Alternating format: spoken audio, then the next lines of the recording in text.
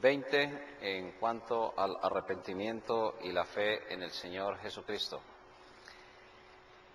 Siempre les invitamos a que nos acompañen en unos momentos de oración al iniciar una lección, y en este caso es, como dice aquí, empezar la lección con el motivo de que podamos ser usados y dirigidos por Dios a ganar a otros en el camino del Señor Jesucristo.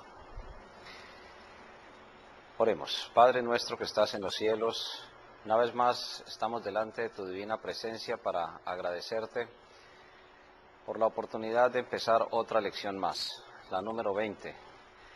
Gracias, Señor, porque nos has sustentado a pesar de las grandes dificultades en cada una de las grabaciones de estas lecciones. Sabemos que tú produces el querer como el hacer por tu buena voluntad. Por eso, Señor, te damos la gloria a ti. Rogamos ante todo que limpies nuestras vidas de todo pecado y nos ayudes a compartir estas lecciones, que almas se puedan añadir a este seminario, que en toda América Latina, donde hay tantas almas sedientas de ti, puedan ser usados estos estudios para que tu obra pueda expandirse mientras algún día tú regresas. En Cristo Jesús te alabamos. Amén. Lo que cree una iglesia del Señor Jesucristo acerca del arrepentimiento y de la fe en Cristo.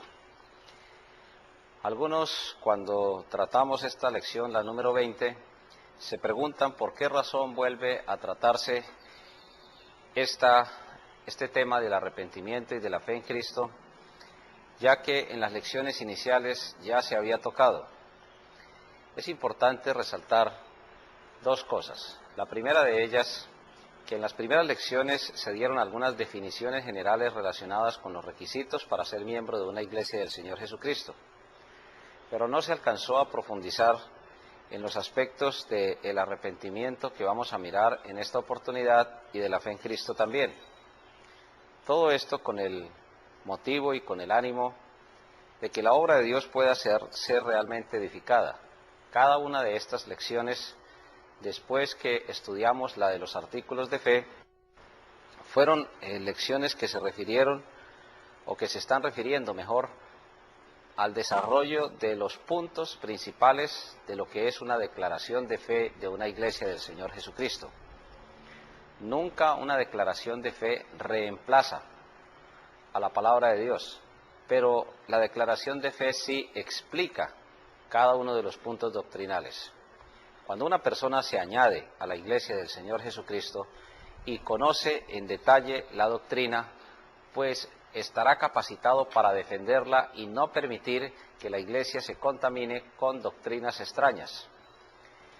A lo largo de estos 20 siglos, como la misma palabra de Dios lo anunció, pues han existido vientos de doctrina.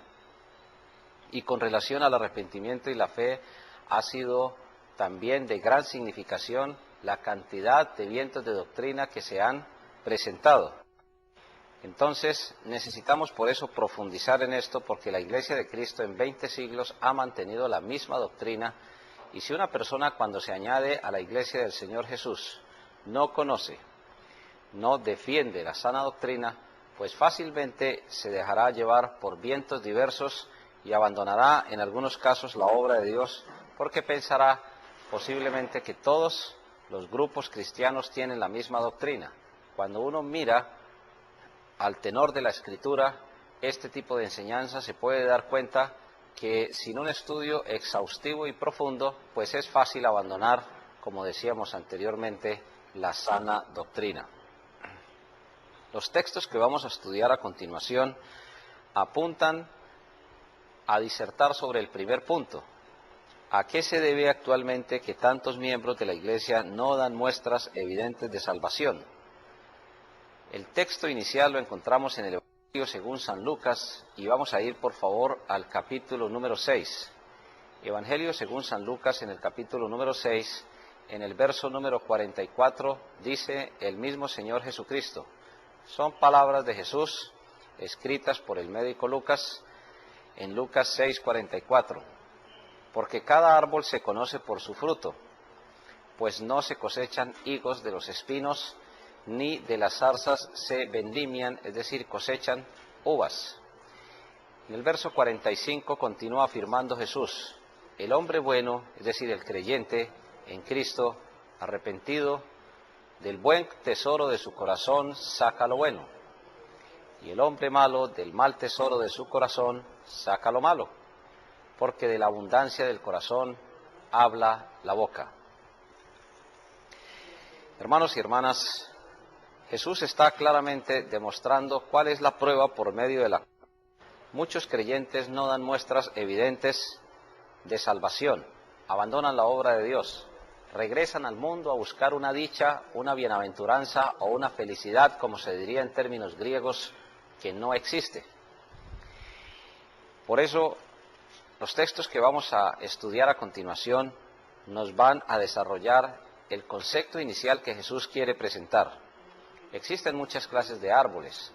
Ahora, cuando se habla aquí de fruto, Jesús está centralizándose en el fruto que es comestible, pero no estamos haciendo ninguna exageración, realizando ninguna exageración cuando afirmamos por la experiencia práctica que hay árboles que no solamente producen frutos comestibles, sino que también en cierto modo producen fruto, por decirlo así, en sentido figurado, porque adornan, porque sirven para medicinas, para tratamientos y sirven para una cantidad de utilidades en la vida del ser humano y también de la misma naturaleza que son incontables.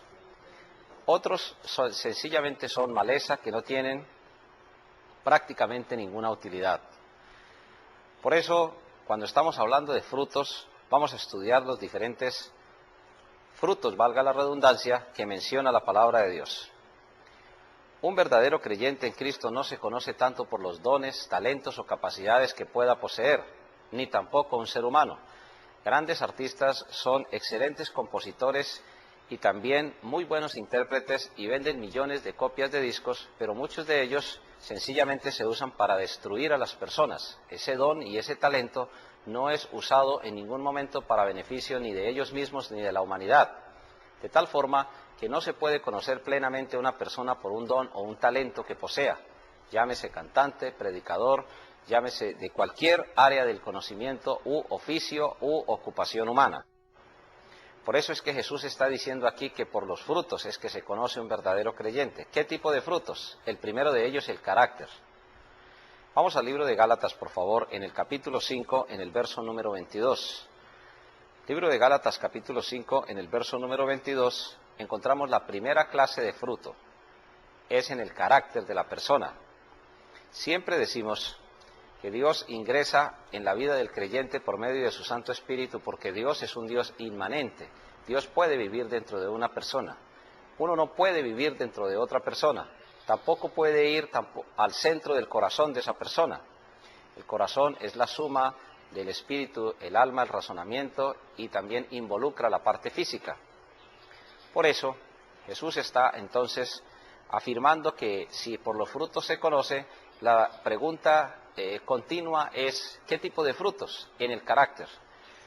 Jamás el Señor Jesucristo, por medio de su Santo Espíritu, viola la personalidad de un ser humano que ha sido creyente o que hemos sido creyentes. En otras palabras, no anula nuestra capacidad de decisión, no anula nuestra vida personal. Cuando Dios ingresa a la vida de un ser humano, en ningún momento está anulando la personalidad del ser humano, porque entonces seríamos simplemente máquinas programables, entre comillas, y podríamos reproducir automáticamente la vida de Cristo. Pero ¿cómo nos juzgaría entonces? La realidad es que Él ingresa a la vida de nosotros, pero nos deja en total libertad en cuanto a la capacidad de decisión. La pregunta pertinente entonces es ¿para qué ingresa? Ingresa para asesorarnos y para darnos la capacidad de tomar decisiones. De ahí que la primera clase de frutos que enseña la Biblia es el fruto en el carácter, en la personalidad, en el tipo de decisiones que se toma, y el ejemplo lo encontramos, si usted ya lo logró verificar, en Gálatas capítulo 5, versos 22 hasta el 24. El fruto del Espíritu, es decir, lo que produce el Espíritu Santo en la vida de un creyente, es amor. Está en singular y a partir de ahí hay una serie de características que son producto del amor a Dios, al prójimo y a sí mismo. Gozo, paz, paciencia, benignidad, bondad, fe, que es un fruto y que también es un don a la vez. Mansedumbre, templanza y contra tales cosas no hay ley. Si somos guiados por el Espíritu Santo, nuestro carácter estará siendo transformado. En la lección posterior que observaremos de santificación, podremos estudiar allí que realmente no puede haber santidad sin un fruto del Espíritu Santo en la vida de un verdadero creyente en el Señor Jesucristo. De tal forma que no son ya unas normas. El pueblo de Israel fue guiado por la ley de Dios. Las normas eran las que les guiaban a cumplir la voluntad de Dios. En su propia capacidad eran, en cierto modo, incapaces, valga la redundancia, para hacerlo, porque la ley les dirigía hacia Cristo. Ellos necesitaban también arrepentirse y creer en Jesús para que Dios los observara como cumplidores de la ley, a pesar de ser el pueblo de Dios. Pero ya no son unas normas. Las normas, en cierto modo, nos demuestran en qué estamos equivocados o cómo debemos conducir nuestra vida. Pero Dios, a través de su Santo Espíritu, en nuestro carácter muestra los primeros frutos por medio del trabajo que Él hace gratis en la vida de cada creyente. Estas características son las primeras en cuanto a los frutos. Si un creyente verdaderamente es creyente, pues permite que Dios produzca amor tanto a Dios como al prójimo, las personas más próximas que están hacia nosotros, para buscar siempre el bien de ellas y de hecho también a sí mismo. La psicología moderna se ha encargado en estas épocas de enfatizar la alta autoestima y a veces se enseña de una manera tan desproporcionada que el ser humano termina siendo un egoísta, tal que piensa que en determinado momento el mundo puede girar alrededor de esa persona. Hay una gran contradicción entre lo que enseña una parte, no toda la psicología moderna, porque una parte de la psicología, la verdadera ciencia, nunca entra en contradicción con la palabra de Dios. Esa verdadera parte de la ciencia busca en Dios las herramientas necesarias para poder tener estos frutos del Espíritu Santo. La segunda clase de frutos que menciona la palabra de Dios la encontramos allá en el libro de Romanos, en el capítulo 1, en el verso número 13. El libro de Romanos, en el capítulo 1, en el verso número 13, muestra la segunda clase de frutos que evidencian por qué un creyente en Cristo necesita el trabajo de Dios en su vida. Nosotros todos necesitamos el trabajo de Dios en nuestras vidas. Romanos capítulo 1, verso 13. Pero no quiero, hermanos, dice el apóstol Pablo, inspirado por el Espíritu Santo, que ignoréis que muchas veces me he propuesto ir a vosotros. Pablo quería visitar la iglesia en Roma, pero hasta ahora he sido estorbado, para tener también entre vosotros algún fruto, como entre los demás gentiles. La segunda clase de fruto son almas ganadas para el Señor Jesucristo. Cuando nuestro testimonio es un testimonio que produce sed en el mundo, por eso Jesús dice, vosotros sois la sal de la tierra, porque en cierto modo somos usados para preservar. La maldad sigue avanzando a pasos agigantados, pero los creyentes somos llamados en medio del mundo perdido a dar testimonio y a producir, así como dice Jesús en sentido figurado, una sed tal que las personas vean que realmente por medio de la fe en Cristo sí existe una profunda diferencia en el estilo de vida del creyente que busca reproducir la vida en Cristo. ¿Con qué propósito?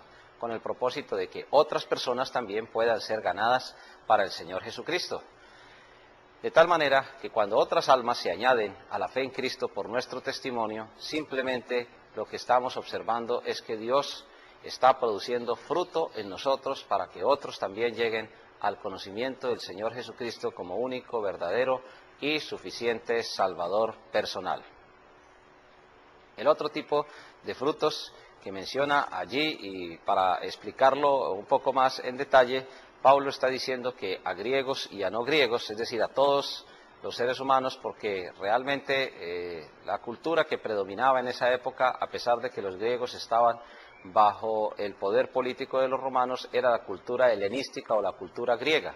Todo lo que no estuviera relacionado con la cultura griega era relacionado con barbarismo, o todo lo que no era relacionado con el matrimonio que existía en cierto modo con la cultura griega y romana era considerado en cierto modo bastante ajeno a lo civilizado, por decirlo así, entre comillas.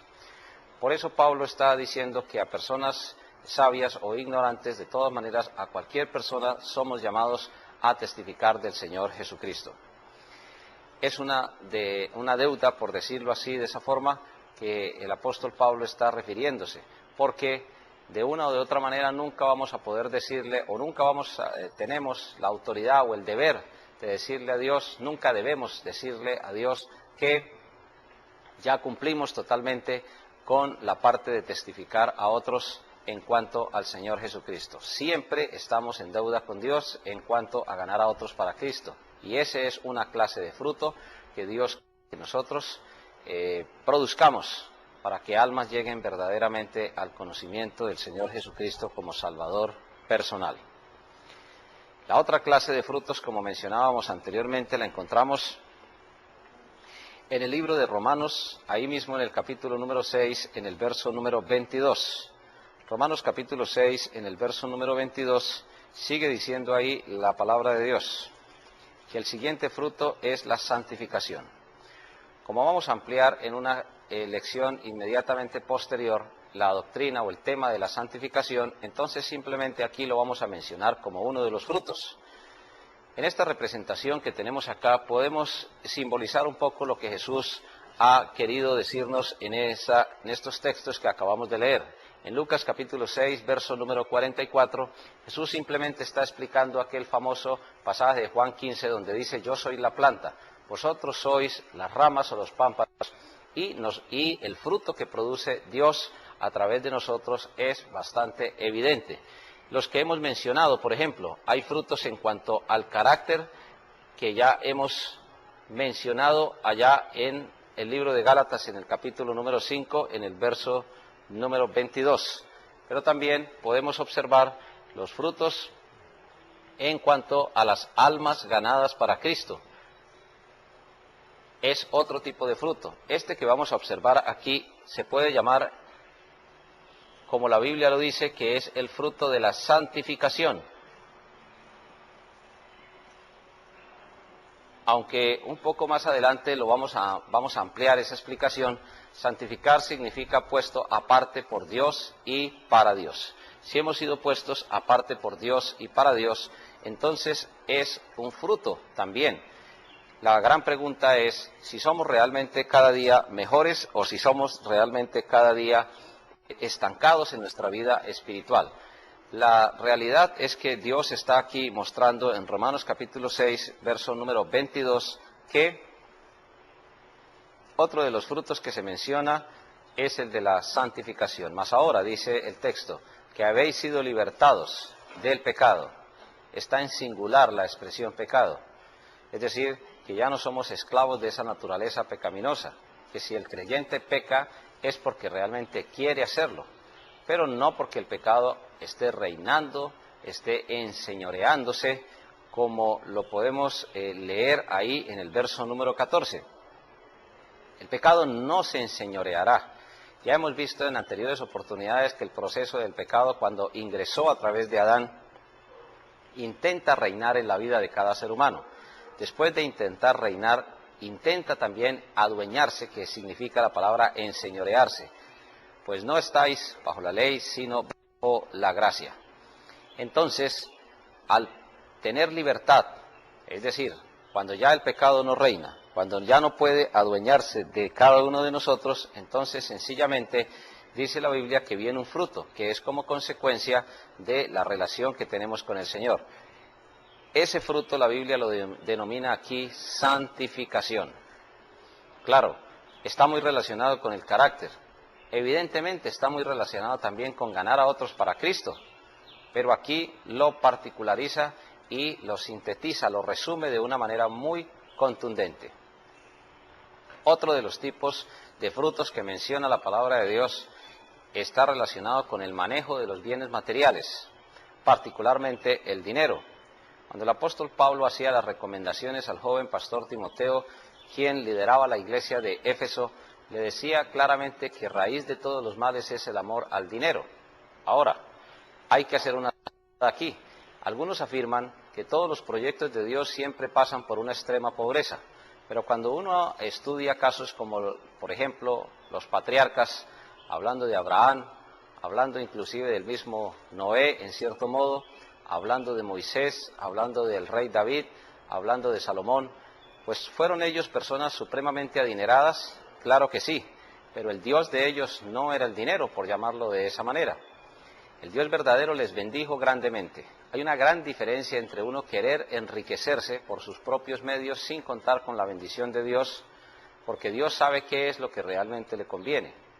Si uno con mucho dinero se olvida de Dios, entonces sencillamente nosotros como hijos de Dios tendremos suficiente medida para administrar algunos recursos económicos. Dios conoce de antemano nuestros corazones. Pero nosotros sabemos que como verdaderos hijos de Él, nuestro Dios no es el dinero. Algunos afirman que el dinero no es la felicidad, entre comillas, pero sí lo que más se le parece. Y es una aseveración bastante extrema porque no corresponde realmente a la realidad. Así podemos entonces estudiar en Filipenses capítulo 4, en el verso número 17, otro de los textos que están relacionados con los frutos en un verdadero hijo de Dios. Nos hemos demorado mucho en este punto y contempla uno solo en cuanto a la disertación del maestro en esta lección número 20, porque cada creyente en Cristo debe ser enseñado, discipulado en la iglesia del Señor, para que pueda conocer cuáles son los tipos de frutos que debemos producir. Muchos creyentes se puede decir que se enfrían espiritualmente, dejan de congregarse, dejan de orar, de leer la palabra de Dios, de hablar a otros para Cristo, de dar testimonio, de ofrendar, de diezmar, porque no han sido enseñados suficientemente en estos textos que enseña la palabra de Dios. Cuando hay verdadero arrepentimiento y fe, estos frutos no brillan por su ausencia, todo lo contrario. Todos los días se ve el avance en la vida del creyente, que no estará exenta de dificultades, claro que sí, pero la madurez es precisamente eso, discernir correctamente entre el bien y el mal y avanzar bajo la dirección de Dios en el aumento de los frutos para honra y gloria del Señor. Filipenses capítulo 4, verso 17. No es que busque dádivas, está diciendo aquí el apóstol Pablo, inspirado por el Espíritu Santo. En otras palabras, no es que él sea un mendigo, o en la obra misionera no es que seamos nosotros mendigos, sino sencillamente que busco fruto, dice la palabra de Dios, inspirado del apóstol Pablo, que abunde en vuestra cuenta. Cuando nosotros apartamos lo que pertenece a Dios, algunos dicen, yo realmente no diezmo porque lo que Dios propuso en mi corazón es dar X cantidad de dinero, o comprar unas cuantas Biblias, o hacer 4 o 5 mercados y entregarlos a las personas necesitadas. Dios nunca se contradice en su palabra. Si el Señor ha dejado su iglesia para que la iglesia se sustente a través de las ofrendas y a través de los diezmos, Dios nunca va a entrar en contradicción, porque Dios no negocia sus principios. Los principios de Dios no son negociables ni bajo la perspectiva del dinero, ni de la fama, ni de ningún otro interés humano. Todo lo contrario, lo que Dios propone en el corazón de un creyente mínimo es administrar el dinero de una manera sabia. Lo mínimo que Dios propone apartar en nuestro corazón, como cada uno propuso en su corazón. Dios propone en el corazón que nosotros apartemos la 10ª parte para honra y gloria de Él y de su obra. Alguien dirá, Dios es rico y Dios no necesita dinero. Es verdad, pero Dios nos da a nosotros, como dice aquí, la oportunidad de que tengamos fruto para que abunde en la cuenta que nosotros tenemos delante de Dios. Esa última expresión implica que somos administradores de todo lo que Dios nos ha prestado. Entonces, si tenemos una casa, podemos afirmar claramente, no es que la casa sea nuestra, uno dice mi casa, y no es básicamente, entendiéndolo desde el punto de vista de la perspectiva bíblica, una afirmación que tenga el 100% de realidad. Podríamos afirmar mejor la casa que Dios me ha prestado, el cuerpo que Dios me ha prestado, el vestido que Dios me ha prestado, el tiempo que Dios me ha prestado, el dinero que Dios me ha prestado. Si no tuviéramos salud, habilidad, talentos, capacidades para generar recursos económicos, pues no podríamos generar esos recursos económicos. ¿Quién nos da esa capacidad? El único que puede darnos esa capacidad realmente es el Señor. Por eso La palabra de Dios dice que de Jehová Dios, es decir, del único ser que tiene existencia por sí mismo, que es lo que significa el término Jehová, es la tierra y su plenitud, y todo lo que en ella hay. Todos somos de Dios. Algunos como criaturas de Dios que en su rebeldía o en su ignorancia e indiferencia no han querido arrepentirse y creer en Jesús. Otros que nos hemos arrepentido, hemos creído, hemos sido añadidos a una verdadera iglesia del Señor Jesucristo con la correspondiente responsabilidad de administrar muy bien los recursos económicos que Dios nos presta. Entonces, uno de los frutos materiales más evidentes es la administración del dinero. Allí, en la administración del dinero, hay un criterio bien importante que estudiar porque depende del manejo de los asuntos materiales. Llámese posesiones materiales, llámese el cuerpo o llámese cualquier bien material que Dios nos preste, depende de la forma como nosotros administremos ese tipo de recursos. Así, de la misma forma, entonces nosotros vamos a indicar que tenemos o que no tenemos el fruto de Dios a través de cada uno de nosotros. Hermanos y hermanas en el Señor Jesucristo, este es una síntesis, un pequeño resumen de cada uno de los frutos, pero que se pueden resumir todos ellos en uno solo. Podemos ir, por ejemplo, al libro de Colosenses. Busquemos, por favor, el libro de Colosenses en el capítulo 1, en el verso número 10. Vamos a encontrar allí el resumen de estos frutos que estamos mencionando. Libro de Colosenses, capítulo 1, en el verso número 10. Dice la Biblia: para que andéis como es digno del Señor, agradándole en todo, llevando fruto en toda buena obra, y creciendo en el conocimiento de Dios. Almas para Cristo es un fruto de un verdadero creyente en el Señor Jesucristo. Santificación es otro fruto. En el carácter estudiamos varias clases de fruto del Espíritu Santo, incluida la justicia, la verdad, que se mencionan en otros textos aparte del de Gálatas. Las ofrendas, que es un ejemplo de la administración de los recursos materiales. Todo eso se puede resumir en las buenas obras.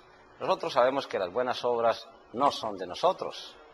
Tenemos una responsabilidad al permitir que Dios nos ayude a nosotros a andar en las buenas obras. Pero claramente lo dice el libro de Efesios en el capítulo 2, en el verso número 10, donde afirma y asegura con toda determinación que nosotros, los creyentes en Cristo, y más aún miembros de una verdadera iglesia del Señor Jesucristo, dice la palabra de Dios que somos hechura suya, creados en Cristo Jesús para buenas obras, y viene luego la explicación, las cuales Dios preparó de antemano para que anduviésemos en ellas.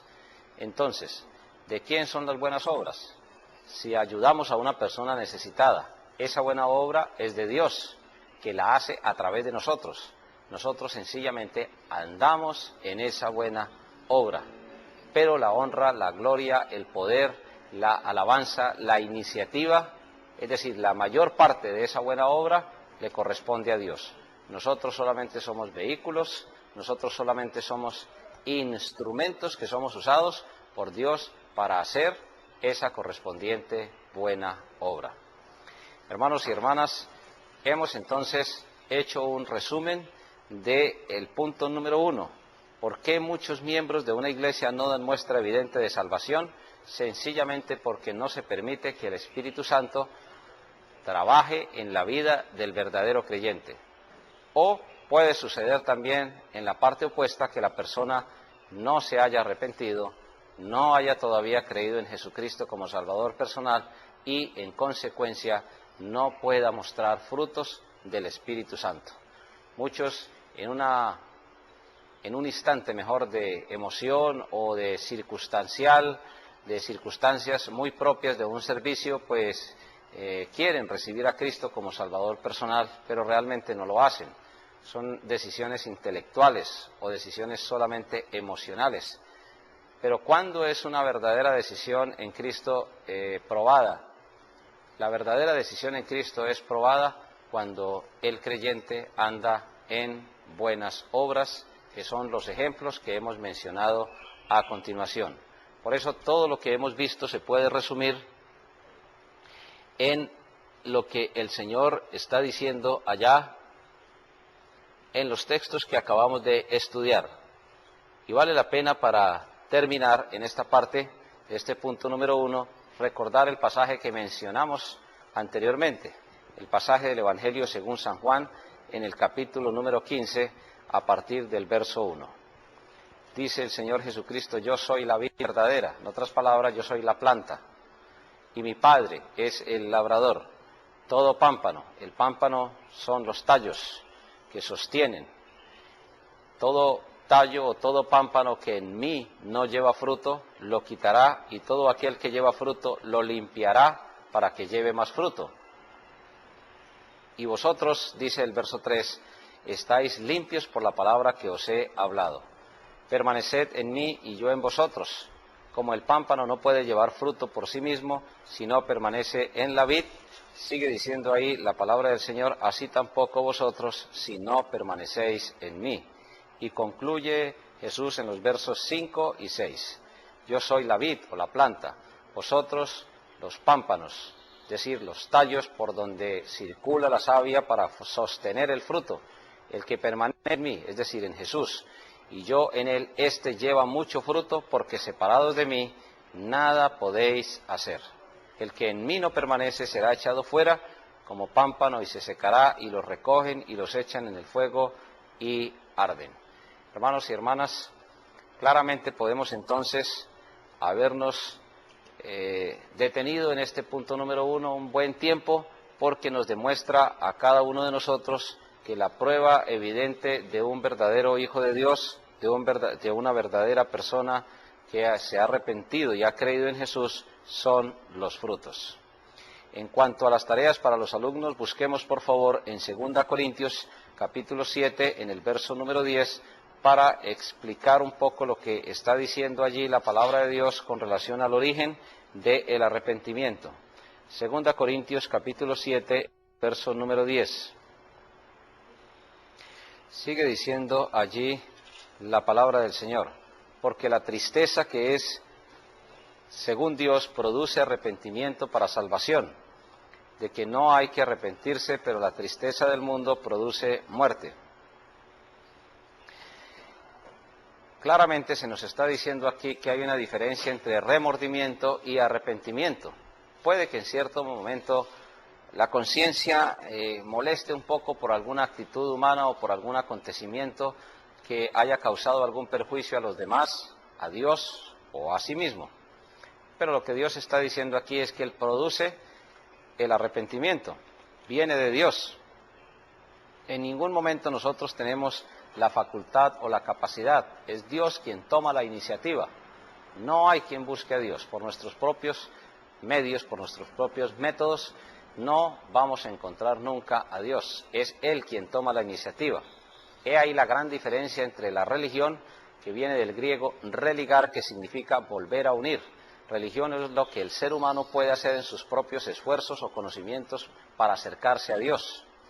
Revelación de Dios es lo contrario, es Dios acercándose al hombre. Alguien dirá, entonces, ¿por qué en el Antiguo Testamento hay un texto donde dice buscad al Señor mientras pueda ser hallado? Pues en ese texto ya se está refiriendo a personas que son y somos creyentes en el Señor Jesucristo. Después de que somos verdaderos creyentes en Jesús, entonces ya hay una responsabilidad, porque ya ha llegado el Señor a nuestras vidas. Mientras tanto, Dios inicia por producir una tristeza, que no necesariamente significa que hay que producir llanto, que no necesariamente significa que hay que producir una serie de reacciones o de manifestaciones emocionales. No, de ninguna manera. Lo que Dios está diciendo aquí es que Él produce arrepentimiento, que es una consecuencia del dolor de haber ofendido a Dios, al prójimo o a sí mismo.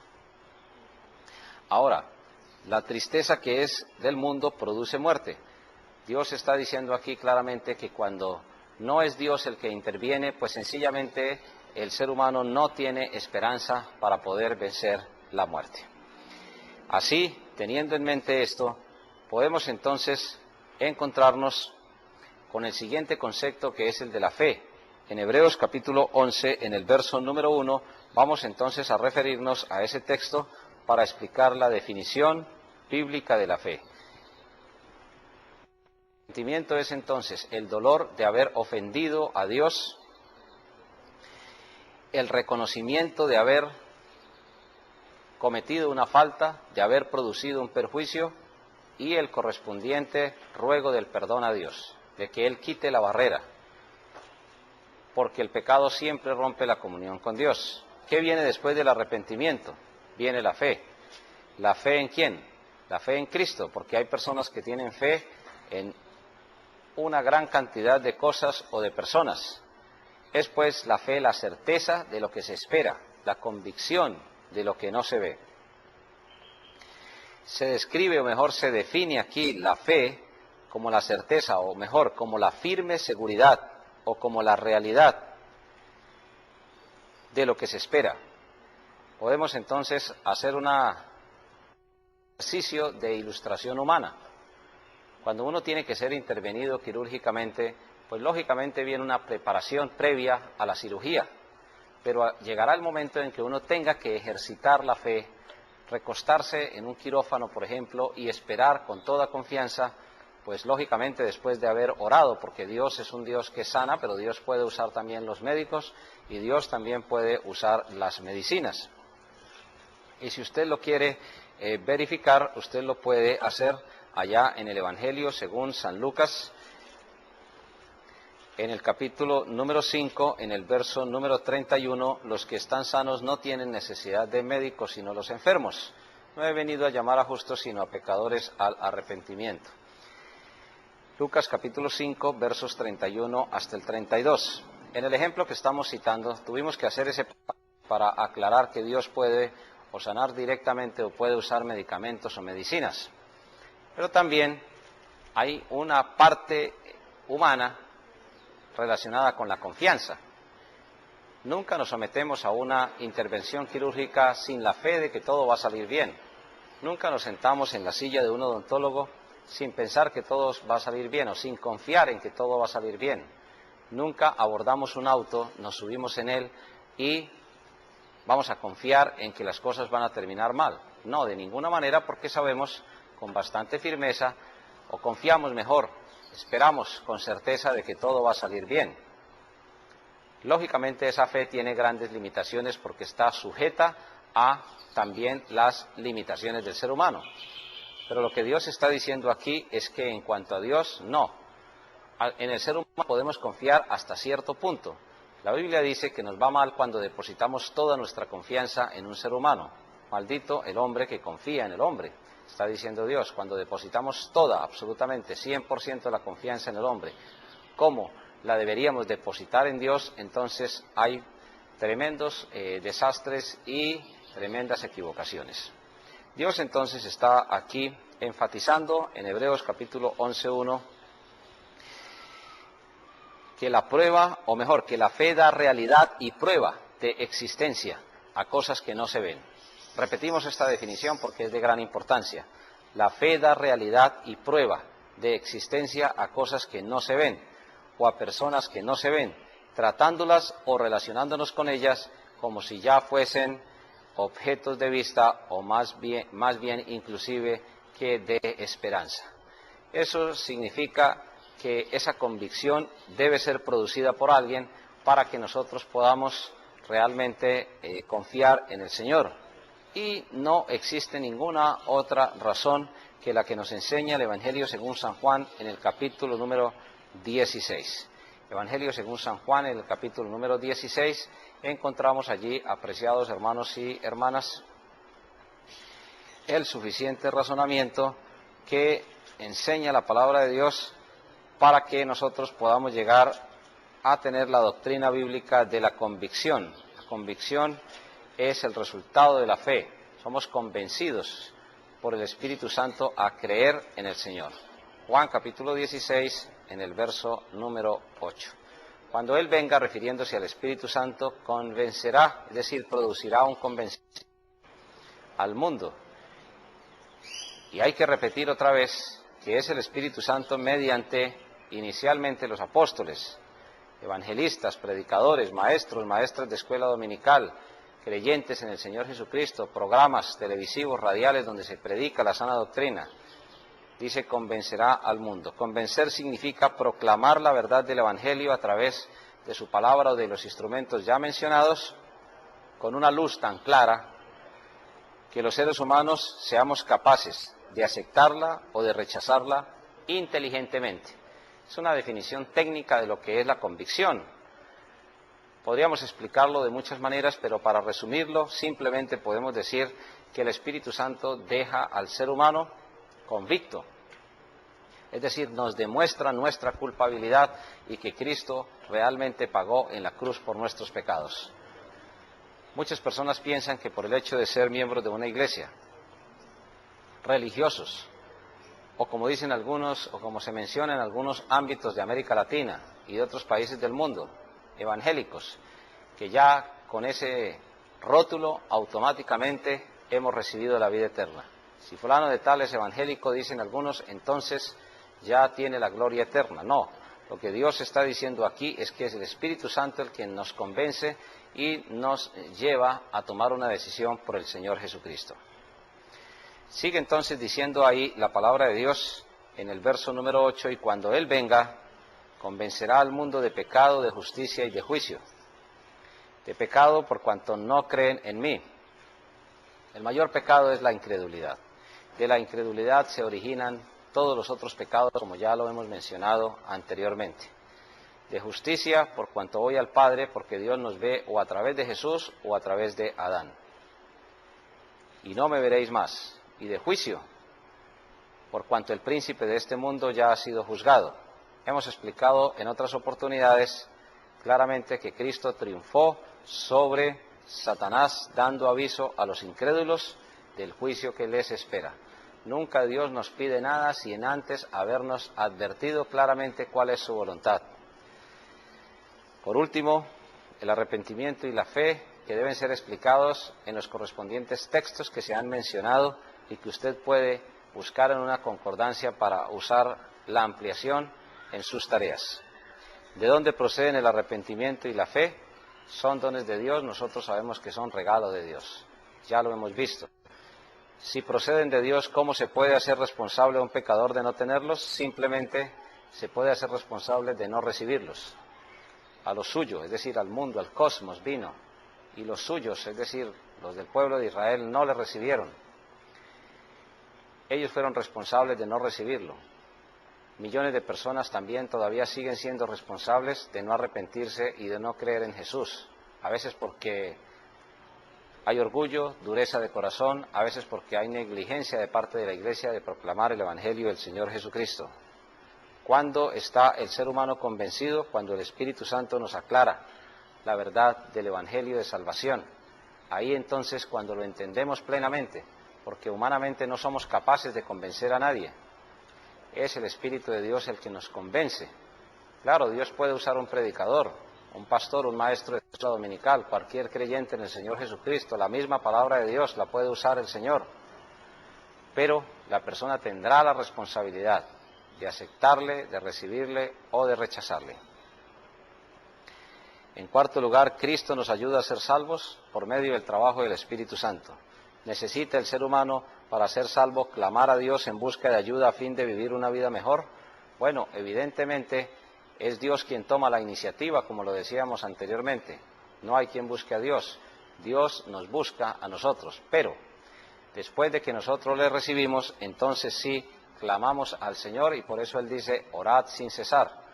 Jesús allá en el huerto de Getsemaní enseñaba a sus apóstoles, velad y orad para que no entréis en tentación. El espíritu a la verdad está dispuesto, pero la carne es débil. Se puede decir que el pecado no es vitamina para el ser humano, para hablar en términos populares. Todos tenemos algunos grados de debilidad en algún momento en nuestra vida como cristianos, pero ahí es donde la fe también debe ejecutarse para permitir que Dios nos ayude a tomar con su poder las suficientes decisiones con tanta responsabilidad, de tal manera que podamos ser bendecidos en dichas decisiones. Sin fe es imposible agradar a Dios. La fe es dependencia Cuando el ser humano intenta independizarse de Dios, pues nunca consigue buenos resultados, sería la gran conclusión de esta lección número 20. Muchísimas gracias por acompañarnos una vez más. Esperamos que ustedes también ayuden a invitar a otras personas para añadirse al Seminario Bautista Bíblico Latinoamericano. Que el Señor nos bendiga a todos grande y ricamente.